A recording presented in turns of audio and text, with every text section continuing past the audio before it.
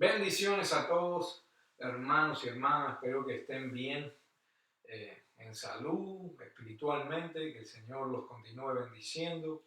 Hoy vamos a seguir en el libro de los Hechos, capítulo 14. Amén. No sin antes ir al Señor en oración y pedirle que nos guíe en el día de hoy. Padre, en el nombre de Jesús te damos gracias por otro día más, porque tú eres bueno y grande en misericordia, Señor, porque nos tienes mucha paciencia, ya que nos quedamos cortos de la marca muchas veces. Te pedimos que esta enseñanza sea para edificación de la iglesia, para gloria de tu nombre, y que tu Espíritu Santo nos lleve a toda la verdad. En el nombre de Jesús te pedimos estas cosas, Señor. Amén y amén. Estamos en el libro de los Hechos, capítulo 14. Vamos a empezar a leer en el versículo 1 en adelante. Amén. Aconteció, dice la palabra, que en Iconio entraron juntos en la sinagoga de los judíos y hablaron de tal manera que creyó una gran multitud, tanto de judíos como de griegos. Para los judíos que no creyeron, excitaron y llenaron de odio los ánimos de los gentiles contra los hermanos.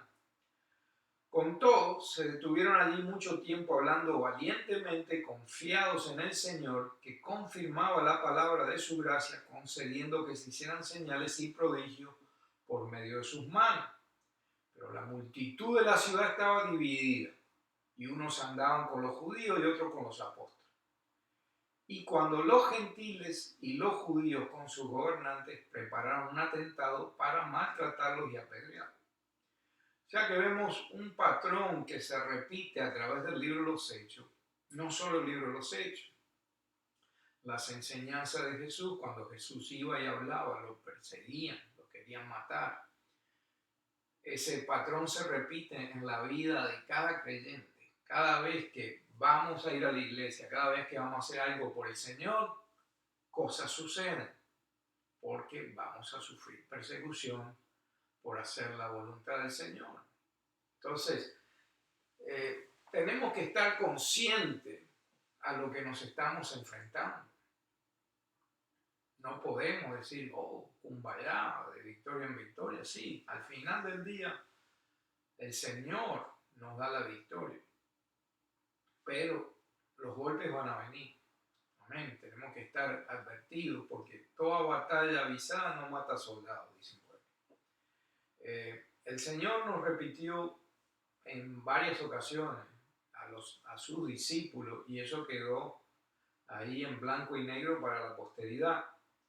Y tenemos que prestar atención a estas advertencias, aunque a veces parezcan un poco repetitivas, pero es necesario que sepamos dónde estamos parados. Mateo capítulo 10, versículo 34. La palabra de Dios dice así: no penséis que vine a traer paz a la tierra, no vine a traer paz sino espada. Porque vine a poner hombre contra su padre, a la hija contra su madre, a la nuera contra su suegra. A los enemigos del hombre serán los de su misma casa. El que ama al padre o a la madre más que a mí, no es digno de mí. Y el que ama al hijo o a la hija más que a mí, no es digno de mí. ¿Qué nos dice Jesús con eso? Que una vez que nosotros lo aceptamos con nuestro Señor y Salvador, va a venir resistencia. Si tenemos familiares que ya conocen a Jesús, gloria a Dios, porque ellos van a saber por lo que tú has pasado. Pero si tenemos familiares que no creen en Jesús, que son ateos, que creen a su manera, que no saben el cambio que ha ocurrido en tu vida, no saben nada de las Escrituras, no saben nada de la voluntad de Dios, lo que vas a tener es resistencia. ¿Y cuántos de nosotros no hemos experimentado esa resistencia dentro de la misma familia? Padres, tíos, hermanos, hermanas, que en el momento que tú aceptas a Jesús como tu Salvador, lo que vienen a hacer es a enjuiciarte y decirte cómo este diablo, cómo esta persona que era un desastre anteriormente, ahora venga a decir que su vida ha cambiado. O por lo contrario, te pueden llamar fanático, fanática. Es decir, ahora se cree muy santo, ahora no participa de estas cosas como participaba antes. Eso es lo que está hablando aquí el Señor, esa resistencia de personas que no conocen a Cristo. Porque si conocieran a Cristo, si conocieran las consecuencias de tener a Jesús en tu vida, se pondrían contentos. Amén. También eso es un tipo de persecución. Jesús también advirtió una y otra vez. Ahora podemos ir a Mateo capítulo 10, versículo 16, donde les habla a sus discípulos y les dice: mirad, yo os envío como ovejas en medio de lobos, por tanto, sed astutos como las serpientes e inocentes como las palomas.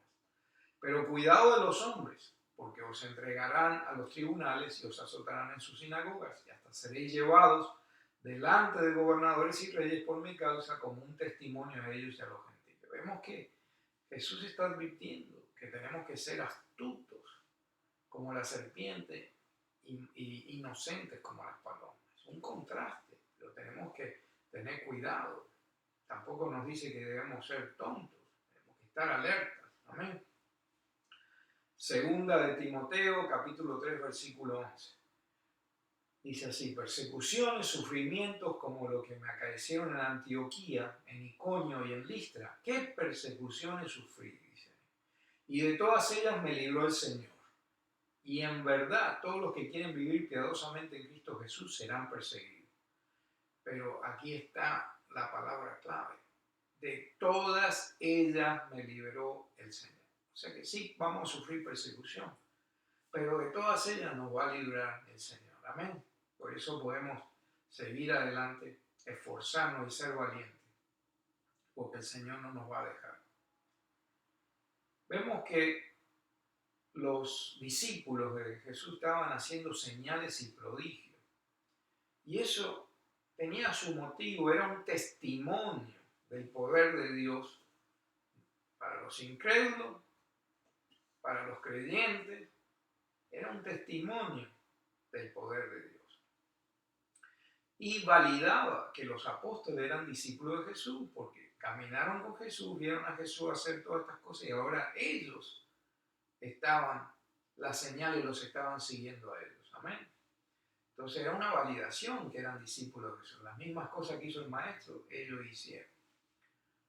Entonces, todo se resume que si crees o no crees en Jesucristo.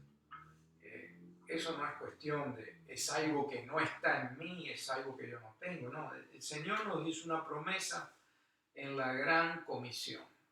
Y disculpe que siga volviendo a la Gran Comisión, pero la Gran Comisión es una gran promesa para todos los que creemos, ¿no? Y Él nos dice que debemos hacer algo, y también nos confirma que ciertas cosas van a seguir a nuestro caminar. Vamos a leerlo, Marcos 16, versículo 15 en adelante, dice: y les dijo: id por todo el mundo, predicad el evangelio a toda criatura. El que creyere fuese bautizado será salvo, mas el que no creyere será condenado. Y estas señales seguirán a los que creyeren. Estas señales seguirán a los que creyeren. En mi nombre echarán fuera demonios, hablarán nuevas lenguas, quitarán serpientes, y si bebieren cosa mortífera no les dañará. Sobre los enfermos pondrán sus manos y sanarán. He aquí un leproso. Vemos que, déjame seguir leyendo otro versículo. Pero vemos que estas cosas seguirán a los que creen. Es una promesa de Cristo. Y si Jesucristo lo dijo, lo debemos creer. Y debemos aplicarlo. Alguien está enfermo, usted no tiene que llevarlo a la iglesia para que el pastor ore por él. Usted no tiene que llevarlo a un hermano para que el hermano ora por esta persona que conozco. No, usted impóngale las manos. Usted impóngale las manos. Porque es una promesa que esas señales van a seguir a los que creen.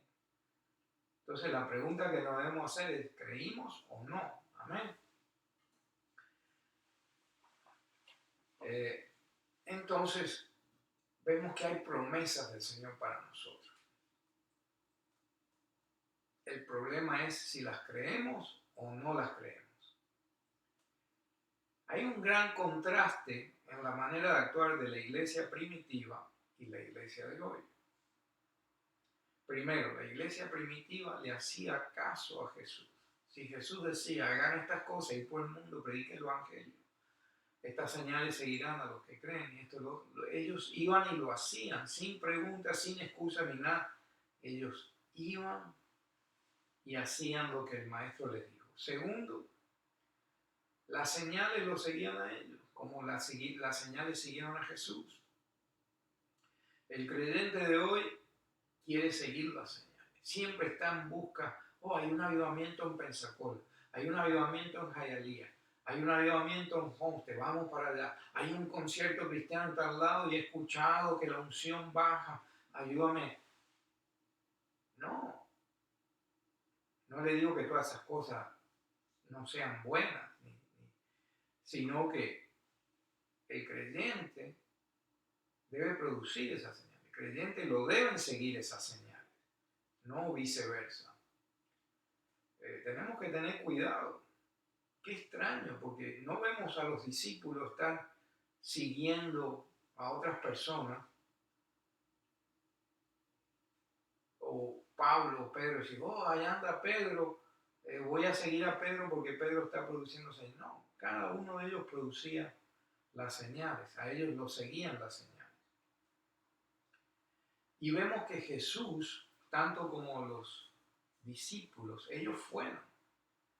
ellos siguieron, buscaron al perdido. Es algo que la iglesia moderna no está haciendo. Ya la iglesia moderna invita a la gente a la iglesia, pero no va a buscar al perdido. No va abajo de los puentes, no va a las prisiones. Muy pocas iglesias respaldan los ministerios de prisiones. No van a darle comida a los pobres, a los indigentes. No van a predicar el evangelio en todas partes. No, ellos abren la puerta de la iglesia.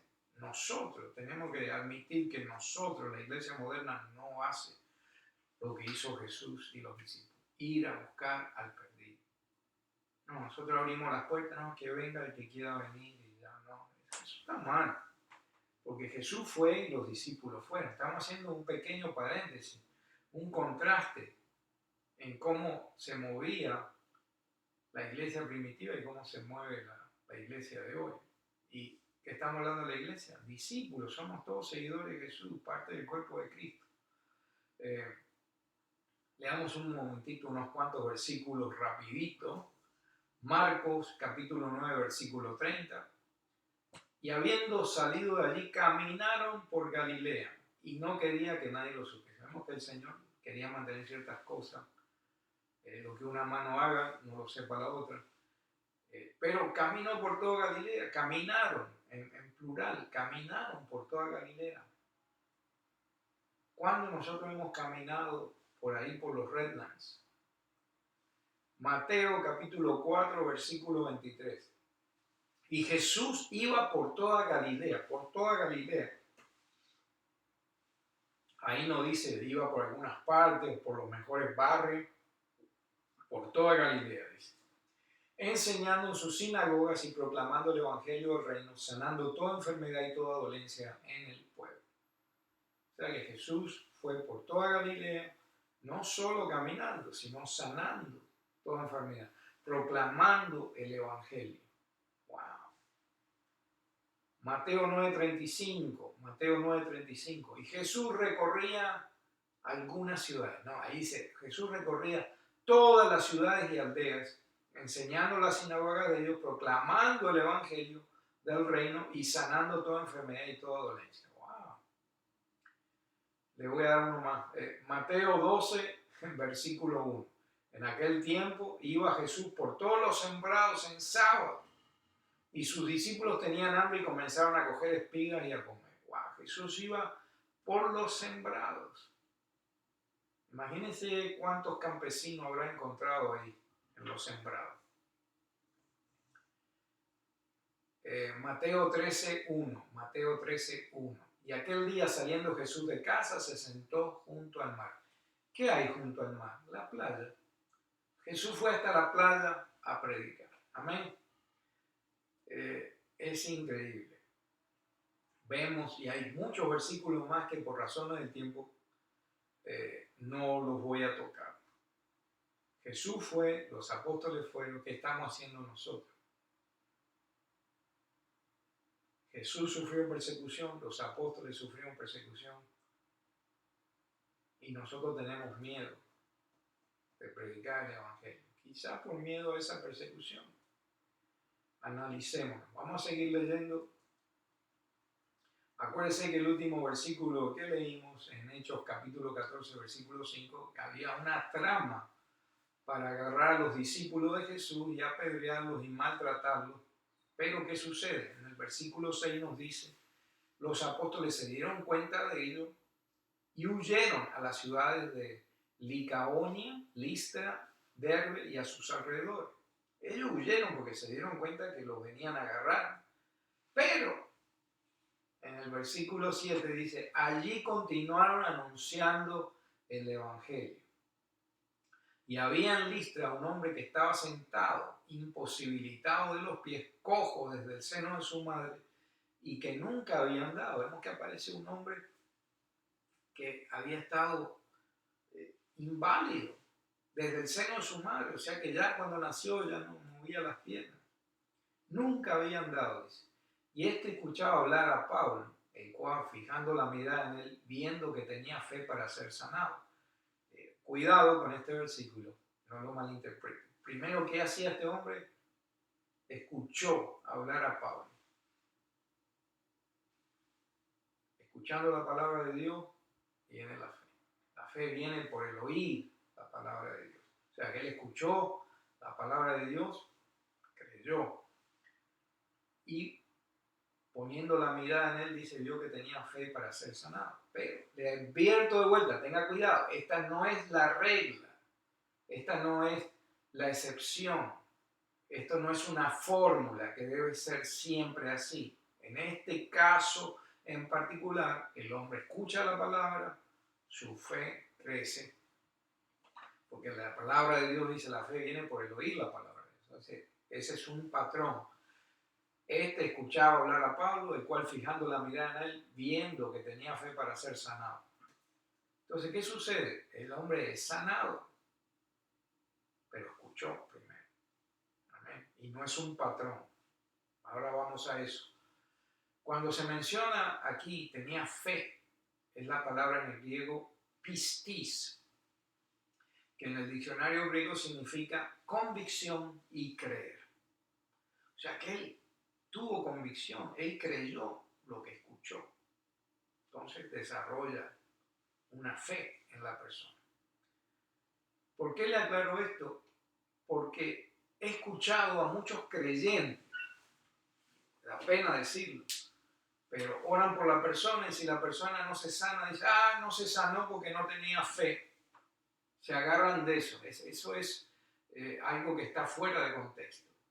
Porque muchas veces Jesús sanó, muchas veces los discípulos sanaron a una persona y no mencionaron nada acerca del nivel de fe de esa persona. O sea que no podemos poner a Dios en un marco y decir solo se mueve de esa manera. ¿Amén? Vamos a leer unos cuantos versículos que prueban ese punto. Amén. Hechos capítulo 3, versículo 6. Y Pedro dijo, ni tengo plata ni oro, mas lo que tengo te doy en el nombre de Jesucristo de Nazaret. Levántate y anda. Hechos capítulo 3, versículo 6. Ahí hay una sanidad por parte de Pedro y Pedro no menciona si el hombre tenía fe o no tenía fe, sino sencillamente, no tengo plata ni oro, de lo que tengo te doy, levántate y anda. Y la persona se sanó. Hechos capítulo 9, versículo 34. Y le dijo Pedro, Eneas, Jesucristo te sana, levántate, hazte tu cama, y luego se levantó. Vemos otra ocasión de sanidad en la cual no se menciona la fe. Mateo capítulo 8 versículo 2 nos dice lo siguiente, y aquí un leproso vino y le adoraba diciendo, Señor, si quieres puedes limpiarme. Y extendiendo Jesús su mano, le tocó diciendo, quiero, sé limpio, y su lepra fue limpiada. Aquí el Señor no menciona que si el leproso tenía fe o no tenía fe. Si quieres limpiarme, límpiame. Se estaba poniendo en manos de Jesús. ¿Qué es lo que aprendemos de esto? Es que no podemos poner a Dios en un marco y limitarlo y decir, no, si no tiene fe la persona no se sana. Nadie puede limitar la misericordia y la soberanía de Dios. En ocasiones se usa el término de la fe y en ocasiones no. Eso nos dice que no es un sistema, que no es una fórmula, que tiene que ser siempre de esa manera. Dios es soberano y hace las cosas como le place y cuando le place. Amén. Cuando el Señor también resucitó a Lázaro, Lázaro estaba muerto y lo hizo por su gran amor y misericordia. Servimos a un Dios que levanta a los muertos. No le ponga límites al Señor, amén. Sigamos leyendo. Acuérdese que este hombre que estaba inválido desde el vientre, pudo ver el apóstol que tenía fe, que había creído, que tuvo convicción. Y en el versículo 10 del capítulo 14 dice, y entonces dijo con voz fuerte, levántate derecho sobre tus pies, y dio un salto y anduvo. Cuando la multitud vio lo que Pablo había hecho, alzaron la voz, diciendo en el idioma de Licaonia, los dioses se han hecho semejantes a hombres y han descendido a nosotros, y llamaban a Bernabé Júpiter y a Pablo Mercurio, porque este era el que dirigía la palabra. Dice, y el sacerdote de Júpiter, cuyo templo estaba en las afueras de la ciudad, trajo toros y guirnaldas a las puertas y quería ofrecer sacrificio juntamente con la multitud. Pero, hay un gran pero aquí, cuando los oyeron los apóstoles, Bernabé y Pablo rasgaron sus ropas y se lanzaron en medio de la multitud gritando y diciendo, varones, ¿por qué hacéis estas cosas? Nosotros también somos hombres de igual naturaleza que vosotros y anunciamos el Evangelio para que volváis de estas cosas vanas a un Dios vivo que hizo el cielo, la tierra, el mar y todo lo que en ello hay. ¡Wow! ¡Qué humildad la de Pablo y Bernabé! Otras personas hubieran sacado ventaja de esa situación. Hubieran sacado ventaja, hubieran dejado que se creyeran las personas que ellos eran dioses. Pero no, ellos dijeron, somos hombres comunes y corrientes, pero le anunciamos un evangelio para que se salgan de todas esas cosas, porque servimos a un Dios vivo, o sea que ellos, gloria y honra a nuestro Dios. Y nos damos cuenta de su humildad. Ellos no se aprovecharon de la situación. Gran contraste con muchos líderes religiosos de hoy que se les sube a la cabeza, se llaman a sí mismos apóstoles. Muchas personas que tienes que buscar una entrevista, hacer una entrevista para poder hablar con ellos. Se le ha subido a la cabeza. Se han aprovechado de sus posiciones. Y vemos que Pablo y Bernabé eran así. Ellos le dieron crédito a quien se lo merecía, al Dios, a nuestro Creador. Amén. Vemos también, vamos a poner como ejemplo a Pablo, nada más por razones de tiempo. No porque sea mi favorito, pero vemos las cartas que fueron escritas por los apóstoles y cómo ellos encabezan esas cartas diciendo, fulano de tal, siervo de Jesucristo, siervo de Jesucristo, sirvientes de Jesucristo. Ellos sabían su lugar y eso que habían andado con el maestro, podían jactarse, pero no lo hacían. Quiero que se den cuenta de la actitud nada más de Pablo, su humildad, su manera de ser. En dos versículos que vamos a leer. Primero vamos a leer Filipenses, capítulo 3, versículo 12, que nos dice, no es que haya alcanzado ni que ya sea perfecto, sino que prosigo por ver si alcanzo aquello por lo cual fui también alcanzado de Cristo Jesús. Hermano, yo mismo no hago cuenta de haberlo ya alcanzado, pero una cosa hago, olvidando ciertamente lo que quedó atrás y extendiéndome a lo que está adelante, dice ahí, prosigo al blanco, al premio de la soberana vocación de Dios en Cristo Jesús. Vemos la humildad de Pablo. No es que lo haya alcanzado, no es que sea perfecto, no es que... No, sigo adelante. Vemos una humildad que no se ve en los círculos cristianos del día de hoy. Romanos capítulo 7, versículo 19. Vemos al mismo Pablo reconociendo que hay batallas internas dentro de él, reconociendo que no es perfecto. Romanos capítulo 7, versículo 19. Porque no hago el bien que quiero, dice, mas el mal que no quiero, ese hago. Y si hago lo que no quiero, y no obro yo, sino el mal que mora en mí. Así que queriendo hacer el bien, hallo esta ley, que el mal está en mí. Porque según el hombre interior me deleito en la ley de Dios, mas la otra ley de mis miembros, o sea, carne, me lleva cautivo a la ley del pecado que está en mis miembros. Miserable hombre de mí, dice, ¿quién me librará del cuerpo de esta muerte? Entonces ahí vemos que gracias a Dios, dice, gracias doy a Dios por Jesucristo, Señor nuestro. Así que yo mismo con la mente sigo la ley de Dios, más con la carne la ley del pecado. Él está hablando de una batalla que todos sufrimos. Entendemos, darnos cuenta de una cosa. ¿Qué es lo que vemos en esto?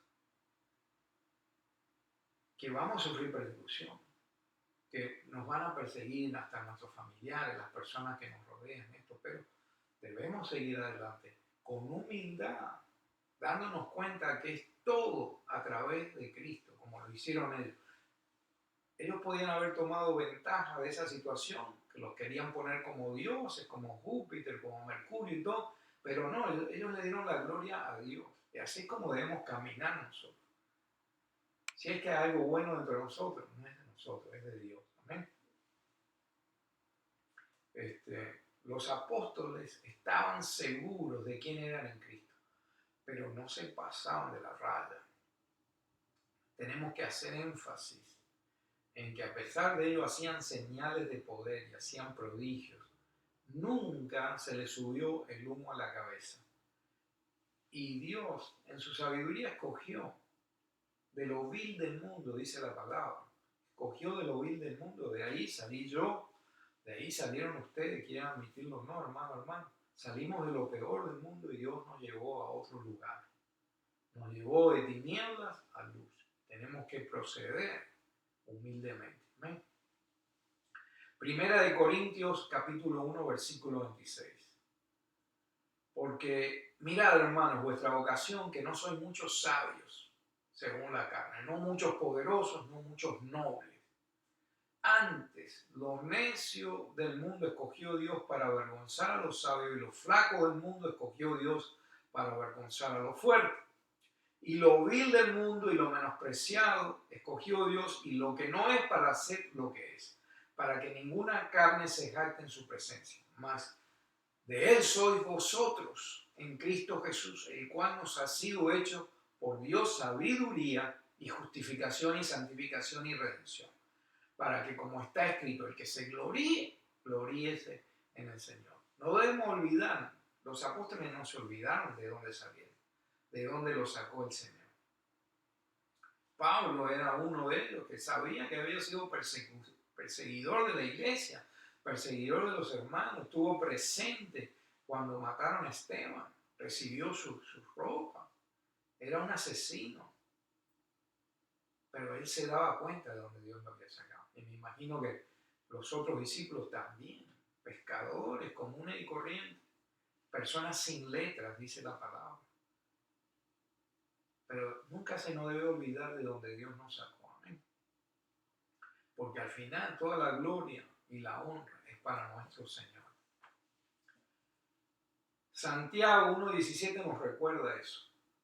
Toda buena dádiva y todo don perfecto es de lo alto, que desciende del Padre de la luz, en el cual no hay mudanza ni sombra de variación. Mas la sabiduría que es de lo alto primeramente es pura, perfecta, moderna, modesta, benigna, llena de misericordia y de buenos frutos, no juzgadora, no fingida. Y el fruto de justicia se siembra en paz para aquellos que hacen paz. Vemos que todos son perfectos de Dios. Nosotros no tenemos nada de que jactarnos. Al contrario, tenemos que dar gracias a Dios de donde nos sacó. Amén. Proverbios capítulo 2 versículo 6 nos dice, porque Jehová da la sabiduría y de su boca viene conocimiento e inteligencia. Él provee de sólida sabiduría a los rectos, es escudo a los que caminan rectamente. Tenemos que proceder con cuidado. ¿Qué aprendemos de todos estos versículos, hermano, hermana, amigo o amiga? Es que es el Señor el que está en control. ¿Amén? Solo lo que podemos hacer es ponernos en sus manos y dejar que Él nos use como instrumentos para su gloria. Y nuestra vida va a tener ese propósito que muchas veces nos elude. Porque todos hemos pasado por ahí. Muchas veces trabajamos, tenemos techo, tenemos comida, buenas carreras, salud. Pero sabemos que en el fondo algo nos falta. Sabemos que en el fondo tiene que haber algo más, nos preguntamos. Y ese algo más es Dios trabajando en nuestra vida. Si ya usted, hermano, hermana, es creyente, dígale al Señor, heme aquí, Señor, heme aquí, que Él te va a usar poderosamente como instrumento para su gloria. Y si usted, amigo o amiga que está mirando o que está visitando la iglesia hoy quizás, siente que le falta algo en su vida, siente que su vida carece de propósito. Ese vacío que usted tiene solo lo puede llenar Jesucristo. Y si algo ha inquietado su corazón en el día de hoy, en lo que hemos hablado, es el Espíritu Santo que lo está tocando en el día de hoy. Y le está diciendo, necesitas a Jesús en tu vida. Necesitas declararlo Señor de tu vida. Y eso es sencillo. La palabra de Dios nos dice en Romanos 8 que si tú confiesas con tu boca y crees en el corazón que Jesucristo murió, resucitó y está sentado a la diestra de Dios Padre, serás salvo. Cree en tu corazón y confiésalo con tu boca. O sea que una convicción, acuérdese de la palabra pistisis, convicción, creer. ¿Has creído que Jesús es el Hijo del Dios vivo, que murió por nuestros pecados, resucitó y está sentado a la diestra de Dios Padre? Si es así, confiésalo. Y Él va a entrar en tu vida, Él va a cambiar tu vida, vas a tener un propósito, vas a tener una vida nueva y vas a ser parte de la familia de Dios. Amén. Con esto nos despedimos por el día de hoy. La próxima seguimos estudiando este capítulo 14 del libro de los Hechos. Y esté pendiente de los devocionales que estamos haciendo, ya que hemos tenido muchos comentarios positivos. Así que, hermano, hermana, los exhorto a que se sumerjan en la palabra de Dios. También los exhorto a que sean parte de la gran comisión. Pídanle tarjetitas ahí a Roger y a Policarpo, a Raquel, a Nico, y repartan esas tarjetas con el link de la iglesia, para que si usted no puede predicar, si usted es tímido o tímida, por lo menos reparta las tarjetitas, reparta los trataditos que tenemos ahí en la iglesia, y de esa manera puede ser parte de la gran comisión. Incluso usted ve un mensaje que le ministra del pastor Policarpo o del pastor Roger o de su servidor. Si ese mensaje le ministró, vaya ahí donde dice share o compartir y mándele ese mensaje a un amigo, a una amiga, a cualquiera que usted tenga en sus contactos, y va a ser copartícipe de la gran comisión. hermano, hermana, todos tenemos un propósito en la vida y podemos ser instrumentos para la gloria de Dios. Que Dios los bendiga. Nos vemos en la próxima ocasión.